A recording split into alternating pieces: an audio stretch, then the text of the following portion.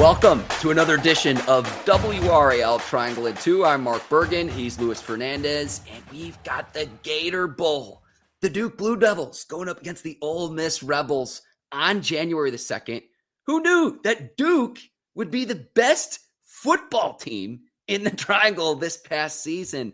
But Luis, I don't know who's playing quarterback for the Blue Devils because Maalik Murphy is transferring along with Grayson Loftis. Yeah, two of their primary starters over the past two seasons, right? Maalik Murphy starting every game this year, Grayson Loftis finishing that stretch when Riley Leonard was hurt, both entering the transfer portal. You've got Darian Mensah, the Tulane redshirt freshman transfer quarterback coming in, but obviously he's not going to be involved. So who's it going to be? Henry Belin, Mark Bergen. We're back. It comes full circle. And you know what? He's going to get his opportunity. He is. And I think for those of you who are not as familiar with Duke football, let me catch you up to speed on Henry Belin and like his journey, right? He initially started the first game post Riley Leonard injury. It was against NC State, I believe. I believe that was the first game after the Riley Leonard injury. And so he comes in, and it was a really odd situation. He threw the ball 12 times. Had 4 completions, had 2 touchdowns. Duke just dominated the game against NC State. Now, he didn't play the rest of the season. It was Grayson Loftis who kind of came in and really went from there. Now, part of that was because he was dealing with some major injuries, especially from a shoulder perspective. He was kind of trying to grit it out and tough it out for the Blue Devils.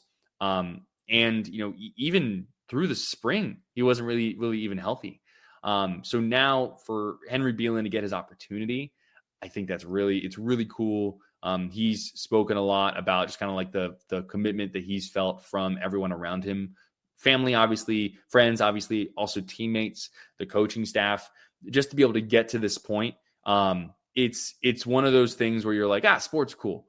Because, you just get this opportunity where someone who has really, had a long battle getting back to a point where he's even healthy again, getting this opportunity on a huge stage against Ole Miss. Yes, you set the stage very well, my friend Luis Fernandez. And I am not anti-transfer portal, so please don't misconstrue what I'm about to say. But this is what happens when you persevere and then you get another shot and you get another opportunity and you stick with it. And I'm excited because the stage is set. You're talking about ACC against the big, bad, mighty SEC. An Ole Miss team with Jaxson Dart, who led the SEC in passing yards, and Lane Kiffin, the head coach, high-flying offense. You're going to have your opportunity to get your second double-digit win season in program history. Ever. So it's a heck of an opportunity for Henry Belin, Manny Fernandez, and the Duke Blue Devils. Manny Fernandez? I knew this was going to happen. No. Shout out to the Dolphins. Man. Manny Diaz. We've been joking this all season long. I said this is going to happen at some point where I call Manny Diaz Manny Fernandez. Shout out to the Dolphins' great defensive lineman and my family. No, that's okay. It happens. What's so like, here's the thing about this bowl game, right? Well, any bowl game after New Year's just historically is a big deal, right? The Gator Bowl, this is Duke's first time in the Gator Bowl as a program, I believe. And it's just, it's a big deal. One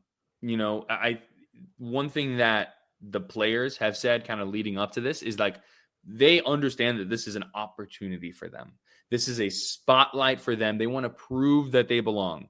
They were 9-3 this season. And a lot of people, even myself included, are kind of, they're 9-3, but who have they beaten, right? Who was their best win against? UConn, NC State, UNC. They did compete and play very close games against SMU, losing in overtime. They had the lead against Miami in the fourth quarter, right?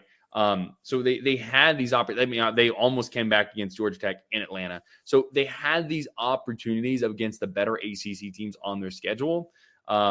So this is kind of, once again, an Ole Miss team that, if not for kind of throwing up over themselves the past, just a couple of moments throughout the course of the season, would be in the playoffs. So when you put it like that, this is the show that if you were the Duke Blue Devils, this is a show that you belong at the big boys table, that you deserve to be looked at as a team that can compete for ACC titles and a spot in the college football playoff. We talked about this some in the NC State Bowl preview about tenure. Manny Diaz is going to be the second most tenured coach in the state of North Carolina behind Dave Dornan. Manny Diaz is going into year 2 in the 2025 season. So a lot of changeover when it comes to the head coaches in the state of North Carolina. Yeah. And Diaz, I think if not for SMU finishing with the record that they did and getting into the playoff in their first year in the ACC, I think Diaz is getting consideration for Coach of the Year. What he's done with the Blue Devils, part of it is, thank you, Mike Elko, for the success that he has set up for Duke. But I think he has taken that and built on that momentum and continued to move them forward. So it's, you got to give your, caps off to what Duke was able to accomplish this season from a football perspective. And this is an opportunity to end the season on an exclamation point. You want to talk about momentum. If Duke were to beat Ole Miss in this game, they'd be getting major praise and they would be looked at very seriously moving into the 2025-2026 season. I can't wait to see what that looks like when we're a full year into Diaz's regime, to where right now you can point to, it's like, well, he's got Elko's guys and Elko's recruits and how many guys who have been drafted up front at the line of scrimmage where the game is played in the trenches, what that looks like in year 2 of Manny Diaz, what that looks like in year 3 of Manny Diaz. So I'm really excited to see that, of what this means in this specific bowl game, but then going into next season and beyond. Can you continue to build off the recent success that you've had of not just the end results of the wins? I look at even a year ago, College Game Day coming to Durham for football. Yeah. Something we haven't seen before. So you mentioned the word momentum, that you hit the nail on the head right there, Lewis.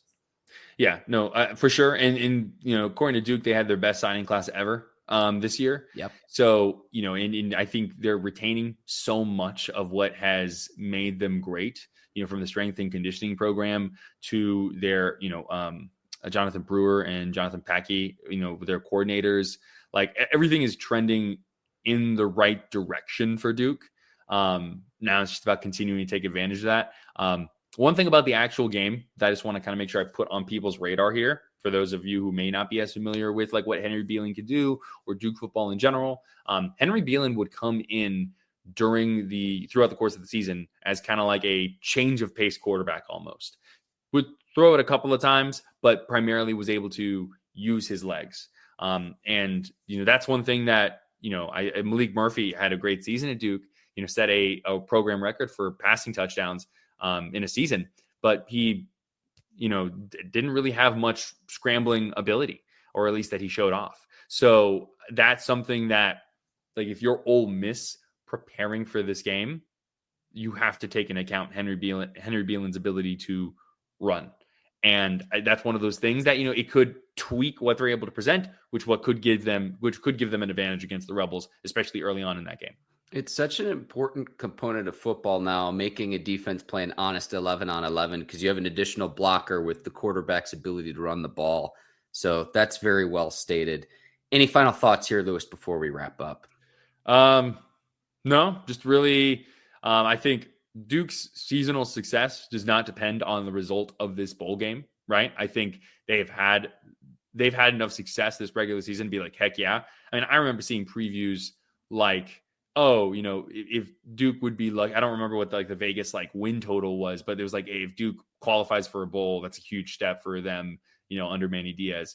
And here they are, not just qualifying for a bowl, but qualifying for a good bowl with the potential to get 10 wins for just the second time in program history, like you said earlier, Mark. I mean, I think that's, if really cannot emphasize enough how big of a deal it would be if the Blue Devils are able to beat Ole Miss in this game.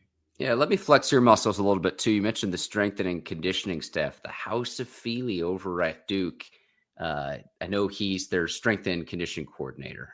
Yeah, no, I mean, he's a carryover from the Elko regime, and longtime kind of friend and coworker with Manny Diaz. So I did a story back with him.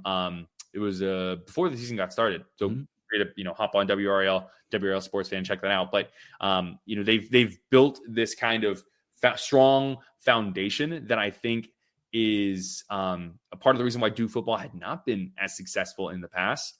Whether it be the strength and conditioning program or the talent they were bringing in. So they've kind of shorn up some of those components, and that is able to elevate their floor. So, we'll be curious to see what that looks like against a SEC team that, like I said, was just a few plays away from being in the college football playoff.